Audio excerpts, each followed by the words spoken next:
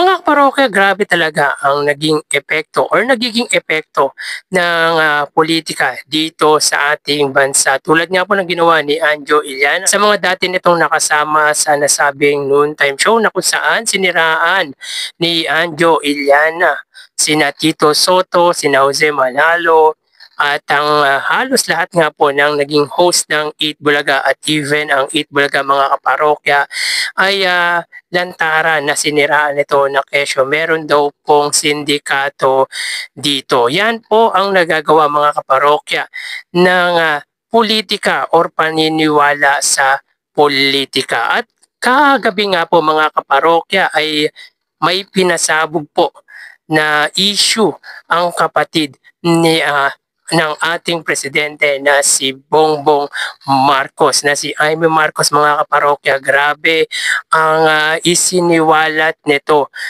laban niya po sa ating Pangulo. Ito mga kaparokya, hindi ko po ma-imagine na magagawa ito ni Jaime Marcos sa isang kapatid, dahil mga parokya, tayong mga Filipino ay hindi natin ugaling kaawayin or kumbaga mga kaparokya isiwalat, lalo na sa marami or milyong-milyong tao ang nalalaman mo patungkol nga po sa kapatid mo, dahil mga parokya, tayong mga Filipino mga kaparokya ay paglaban ng kapatid ay madalas tayo nga po ang siyang humaharap, mapagtanggol lamang po ang mga mahal natin sa buhay. Pero mga kaparokya, sa ginawa ni Jaime Marcos bilang isang Filipino ay sobrang ikinahihiya ko po ang ginawa nito, dahil un-Filipino or hindi po siya talaga maituturing na makabayan, sapagkat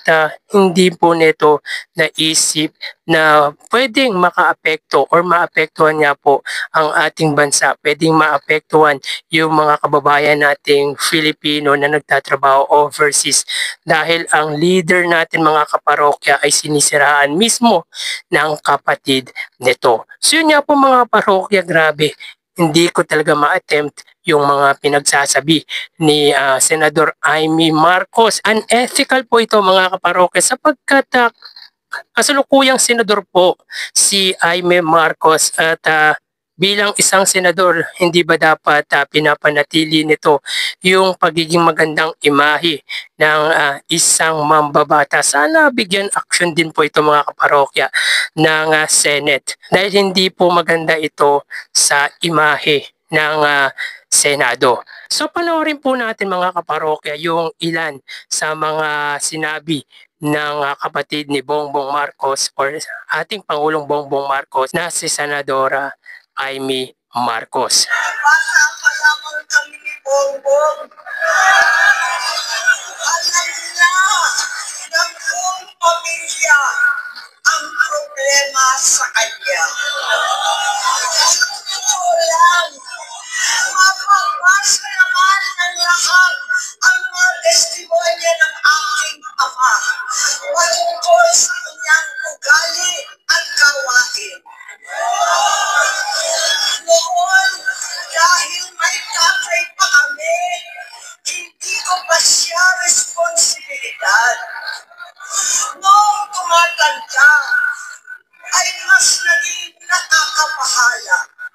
Patid ko na nagka-drug siya. Nalaman ko at ng pamilya. Nalaman ng pamilya. Seryoso ito.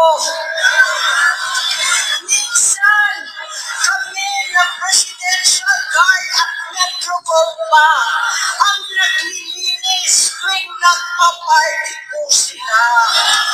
Ay, kami magkakapatid sa ibang bansa. Kami-kami lang. Kinumbinsi ko pa si Bongbong. Pakasalan mo na si Lisa. Naisip ko noon, kapag nag-asawa siya, malalagay na sa tahimik at magkakaroon ng direksyon. Ang laki ng pagkakamali ko. Mas lumala ang kanyang pagkalulong sa droga.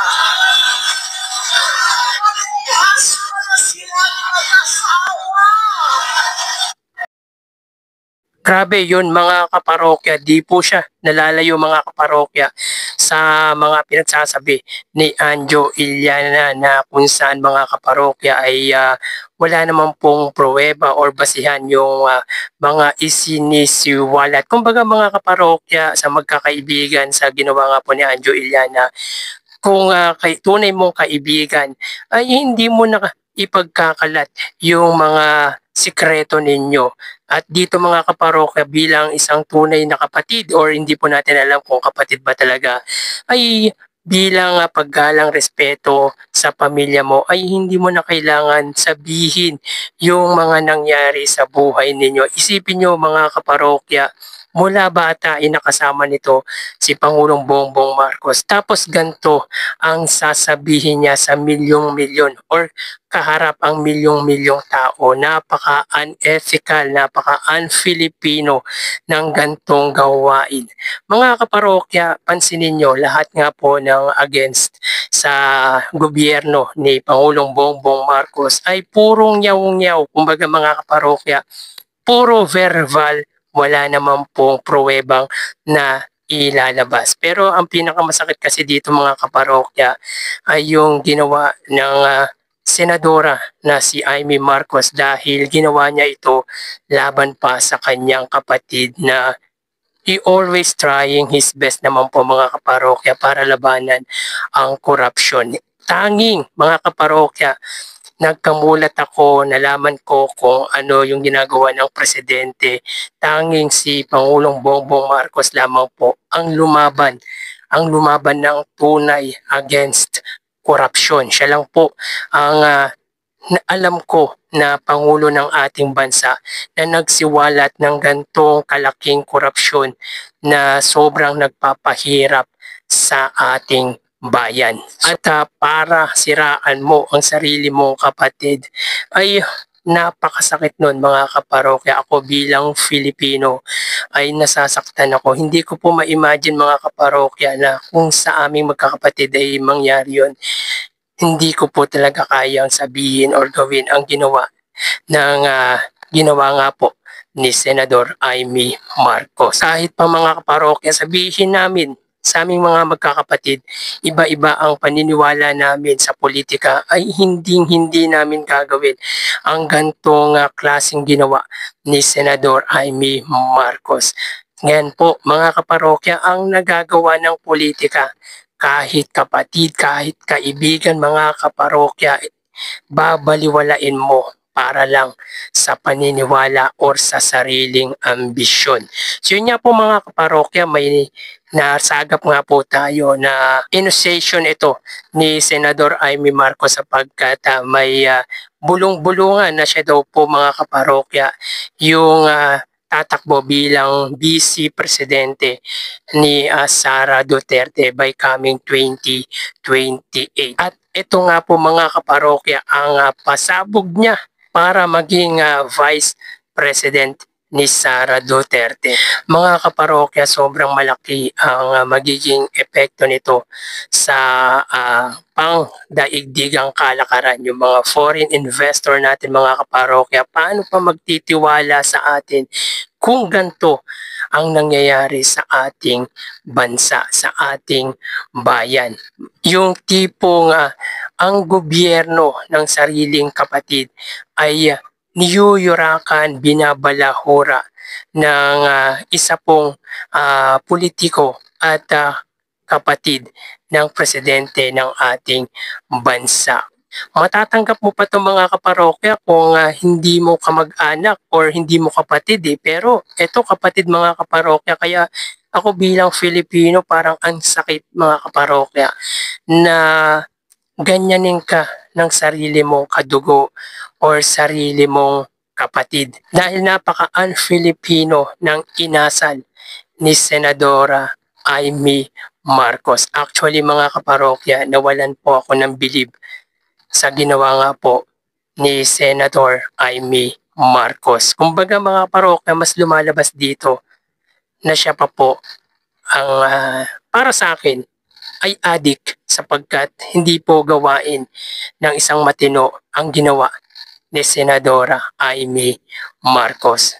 Kaya ako mga parokya, tanungin niyo ako personally, sobrang nasasaktan ako sa paninira ng ginawa na ito ni Senadora Amy Marcos. Napaka-unethical. Sana mga kaparokya ay gawan din po ito ng aksyon ng Senate sapagkat sinisira rin po nito ang imahe ng Senado. At yung gantong pag-uugali ni Amy Marcos para sa akin ay ekis ka na sa politika para sa akin. Yung mga kaparokya, ang rally ng INC, I'm not against sa mga kaibigan nating INC pero parang hindi po naging peaceful rally ang kanilang ginawa kundi para siraan ang ating Pangulong Bongbong Marcos. So again mga parokya, ano ang masasabi nyo sa ginawa or inasal nga po ni Senadora Amy Marcos? Naniniwala po ba kayo na political motive ang dahilan kung bakit nagkaganto ang Senadora? Paki-comment naman po mga kaparokya ang suggestion or yung opinion nyo regarding nga po dito. So hanggang dito na lang po tayo mga parokya. Mag-iingat po tayo palagi. Thank you and God bless.